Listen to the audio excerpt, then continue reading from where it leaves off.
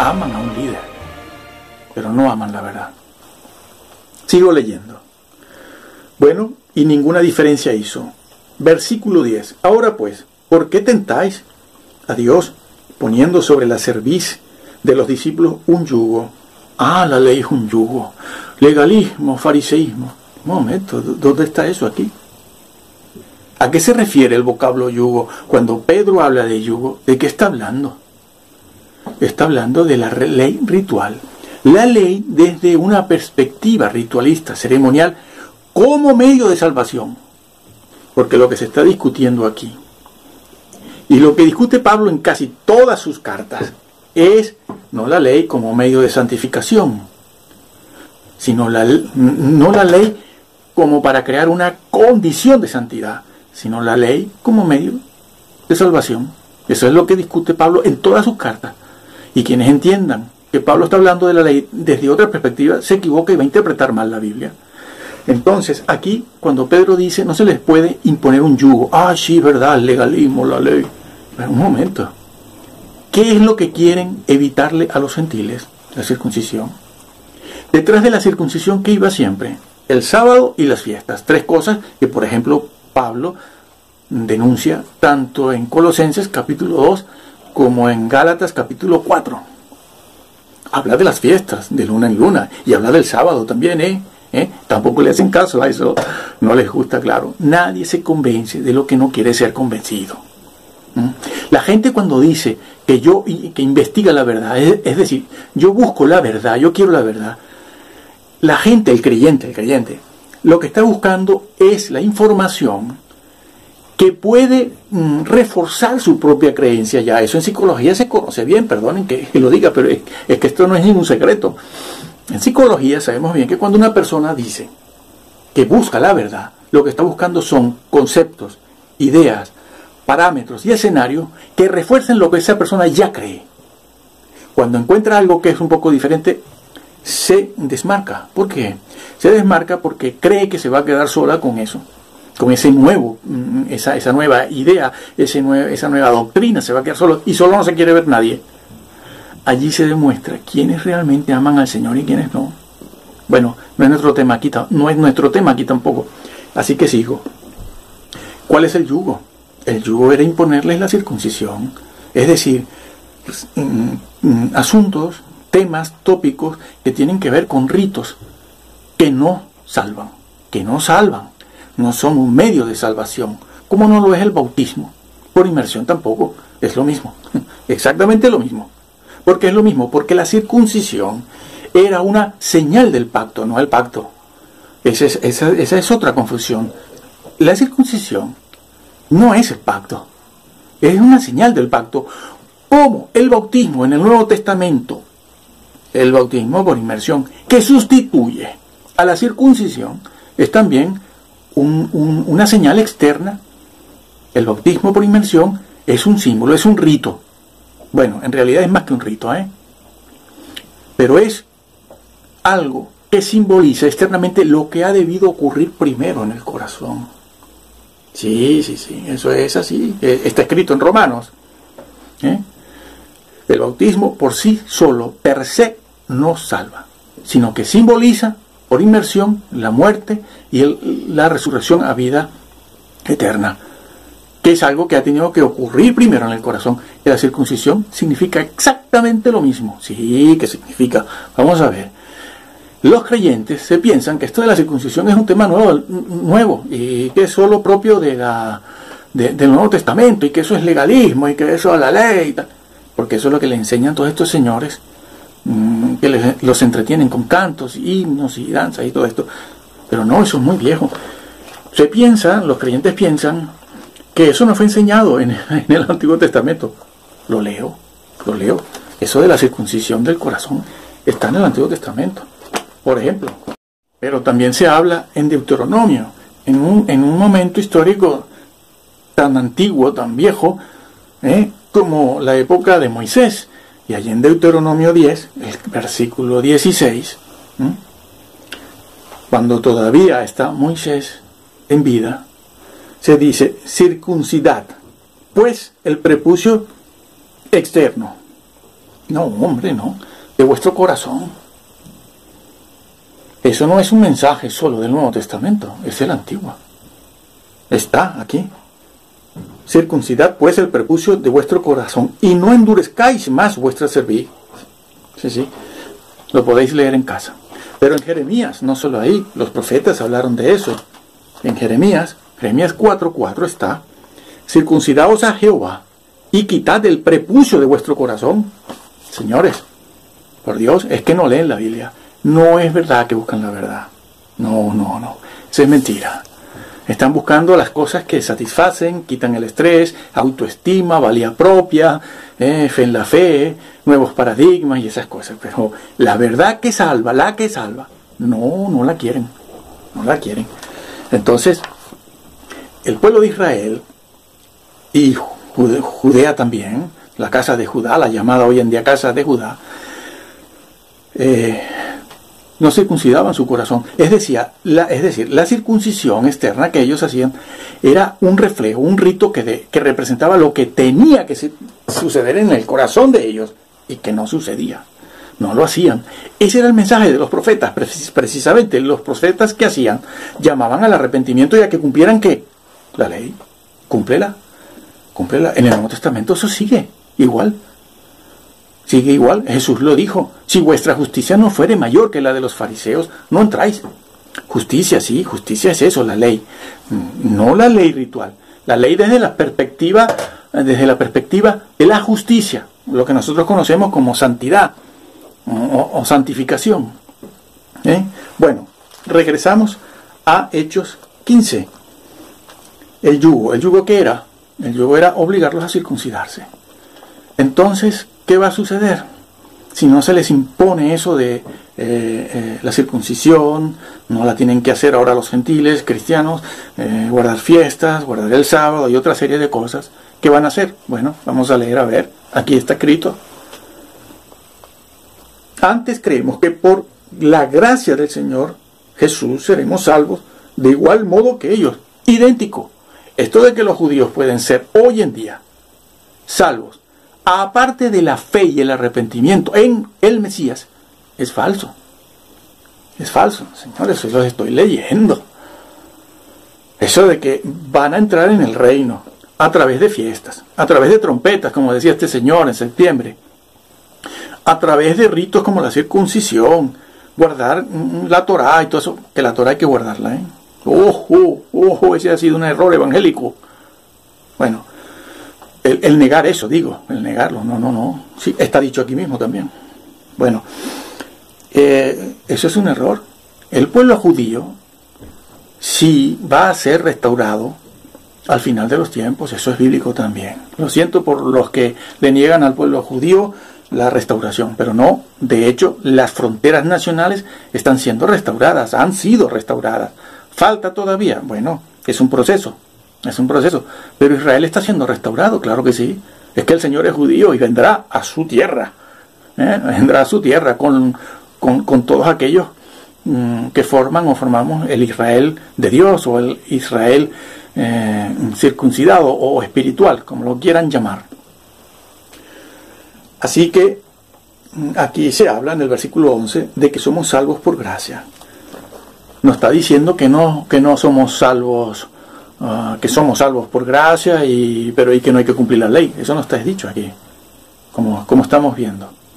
Aquí se está diciendo que somos salvos por gracia, no por la circuncisión, no porque nos bauticemos por inmersión. Somos salvos por gracia, es gratuita la salvación. La salvación que se nos concede, que se nos da, es gratis. ¿Por qué? Porque lo que hizo Jesús en la cruz yo no lo puedo hacer. Tú tampoco. ¿Alguien puede hacer eso? Y después de dejarse flagelar y crucificar y morir, alguno de nosotros va a resucitar y a presentarse en el tabernáculo, en el cielo, en el lugar santísimo para interceder. Por cierto, que Jesús sí entró cuando ascendió al lugar santísimo, al cielo, a la diestra del Padre. No es una ascensión ni una entrada en el lugar santísimo en dos fases o etapas como han inventado. No, entró de una vez para siempre, para interceder, para mediar. Si usan los dos vocablos en hebreo, para esa función del Señor, No es que unos seres interceden y otros median. No, no. Los dos vocablos. A ver, la iglesia de Roma. Bueno, salvos por gracia. Lo que hizo Jesús en la cruz no lo puede hacer nadie. Él lo hizo y logró abrir el lugar santísimo y tenemos libre acceso al Padre. Y Jesús intercede y media por nosotros para eso. Es nuestro abogado, nuestro intercesor. Él es el que está allí, un hombre en la gloria, en el seno mismo del Padre, a la diestra del Padre, intercediendo por los suyos. Eso no lo podíamos hacer nosotros. Y es esa obra que Él hizo, de encarnarse,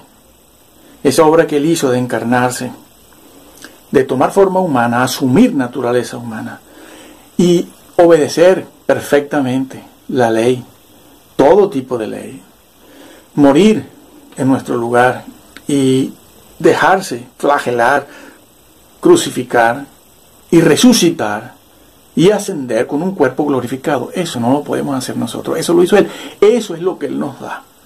Cuando nos llama para ser escogidos y predestinados a ser conforme a la imagen de Cristo. Es lo que está en el libro de Romanos. A ser conforme a la imagen de Cristo, el Mesías Jesús. Pero Él nos llama a todo el mundo, pero llama a muchos y escoge unos pocos. Eso es lo que está escrito. Eso es lo que está escrito. Eso no lo podemos hacer nosotros. Pero una vez que somos llamados, una vez que el Señor nos salva, nos pone en el camino que lleva a la vida eterna, nos regala la salvación, debemos trabajar para cuidar esa salvación, para cuidarla. Bien, es el Señor, no la circuncisión, no las obras antes de la salvación, sino el Señor nos llama y nos da esa salvación. Pero seguimos, porque no podemos quedarnos en eso. Versículo 12. Entonces toda la multitud cayó y oyeron a Pablo y a Bernabé y a Pablo, que contaban cuán grandes señales y maravillas había hecho Dios por medio de ellos entre los gentiles. Primero fue Pedro, contó su experiencia personal y dijo cómo en el pasado ya él había inaugurado la conversión de los gentiles y cómo la iglesia judía de Jerusalén le había aprobado eso. Ahora le toca a Pablo y a Bernabé. Van a contar su experiencia en el primer viaje misionero que tuvieron ellos, Pablo y Bernabé, y cuentan todas las maravillas que Dios había hecho entre los gentiles y también los judíos que se convirtieron en ese primer viaje. Así que leo, versículo 13, y cuando ellos cayó Pablo y Bernabé, Jacobo respondió diciendo, varones hermanos, Simón ha contado cómo Dios visitó por primera vez a los gentiles. Está vuelto a decir, no fue Pablo, señores, fue Pedro. Por primera vez. Lo dice el versículo, no lo decimos nosotros. ¿A que no le hacen caso a la Biblia? Eso saldrá a la luz en el día del juicio, para tomar de ellos, de los gentiles, pueblo para su nombre. Y con esto concuerdan las palabras de los profetas. Bueno, como está escrito, ahora por último va a hablar el apóstol Jacobo. ¿Quién era Jacobo? Creemos que el medio hermano del Señor era una persona muy especial, un hombre muy piadoso, un hombre de oración. Y él no va a hablar de la circuncisión, él no va a hablar de leyes, sino va a hacer referencia a los profetas. Sí, los profetas. Y él va a mencionar un par de profetas aquí que hablaron de cómo el Señor restauraría a Israel, cómo se cumplirían las promesas de Israel en el Nuevo Testamento. Eso es lo que va a hacer Jacobo, que es la persona que tiene la última palabra aquí. Y después de esto, citando al profeta Amós, después de esto volveré y reedificaré el tabernáculo de David que está caído, y repararé sus ruinas y lo volveré a levantar, para que el resto de los hombres busque al Señor. ¿Quiénes? Los gentiles. No las 10 tribus de Israel perdidas, no la diáspora solamente, sino el resto de los hombres. Por cierto, que es el mismo Santiago en su epístola, el versículo 1, donde se dirige esa epístola a las 10 tribus esparcidas, perdidas, llamadas perdidas de Israel. Cuando perdidas porque fueron deportadas en el tiempo del Antiguo Testamento. Bueno, para que el resto de los hombres busque al Señor, y todos los gentiles, sobre los cuales es invocado mi nombre.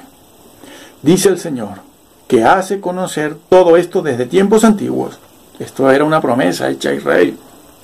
Por lo cual yo juzgo, Jacob, yo juzgo que no se inquiete a los gentiles que se convierten a Dios, sino que se les escriba que se aparten de las contaminaciones de los ídolos, de fornicación y de ahogado en sangre.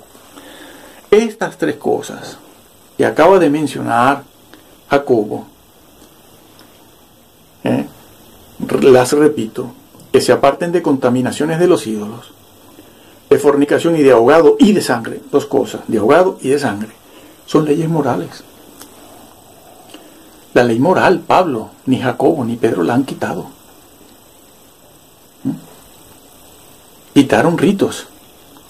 El yugo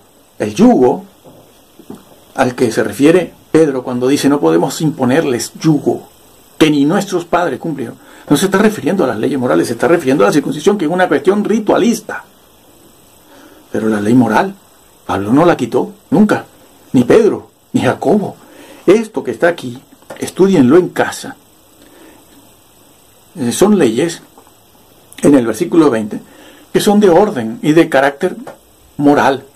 Puede decirse que esto es una metonimia, la parte por el todo, es decir, que esto se pueden escribir, por decirlo de esta manera para que se entienda, se pueden escribir de estas 3 cosas mencionadas aquí, que son las que sí se le prohíben a los gentiles convertidos, se pueden escribir bibliotecas. ¿Por qué? Porque es como una metonimia. Esto de fornicación no se refiere solo a la fornicación física, sino mucho más. Esto de las contaminaciones de los ídolos se refiere a muchas más cosas. Hay que desgranar eso, hay que descomponer eso y ver a qué se refiere. Y terminaremos viendo que no es otra cosa más que el decálogo mismo también. Por cierto, que estas 3 cosas, contaminaciones de los ídolos, de fornicación, de ahogado y de sangre, no las encuentras solamente en el decálogo. Fueron cosas que se le dieron a Noé cuando salió del arca, porque son leyes universales, morales, permanentes, eternas. Sí, eso no solo está en el decálogo, eso viene de Noé.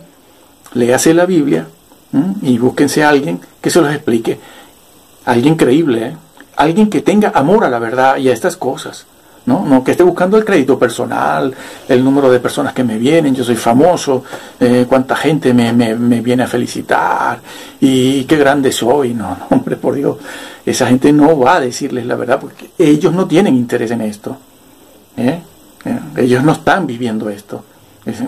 Bueno, entonces es Jacobo quien dice, yo juzgo esto es lo que se tiene que hacer en plena iglesia. El medio hermano del Señor. Sí. El Señor que dijo, enséñame tu fe, tu salvación por fe, y yo te enseño mi salvación por obras. Lutero lo quería quitar, ese libro del Nuevo Testamento, claro, porque hablaba de las obras, como quería quitar Apocalipsis y alguna epístola de Juan y etcétera. ¿Qué les parece? Eso no lo dicen, porque saben que si dicen una cosa así, se les desmorona el edificio, el andamiaje que tienen con este tema del calvinismo y el luteranismo. A esos hombres hay que dejarlos allí donde están en la historia. Nosotros tenemos que hacer nuestra teología hoy en día, superar la que ellos hicieron. Ellos hicieron una reforma, pero no fue total, no fue completa.